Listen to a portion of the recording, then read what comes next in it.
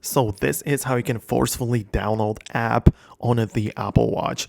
So the way that it kind of works is that you have this setting on your iPhone inside of the watch application.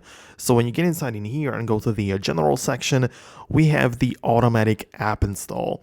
So this essentially means that whenever I download an app on my iPhone, which has available app for the Apple Watch as well, it will automatically appear right here among the app icons.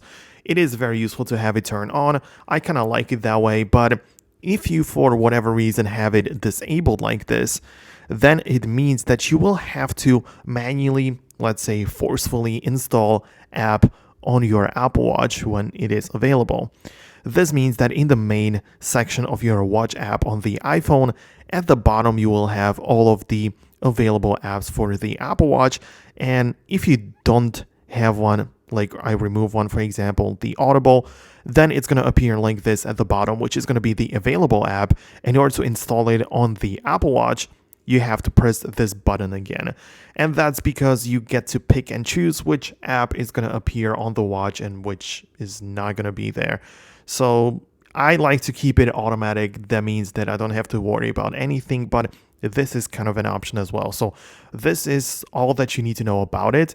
If there are any other questions you might have, please let me know about them down below in the comments. I might look into it, and if there are like a lot of people struggling with this, I might make an updated video about it. But in either case, hit the like button and subscribe to Foxtecc so you never miss videos like these. See you guys later.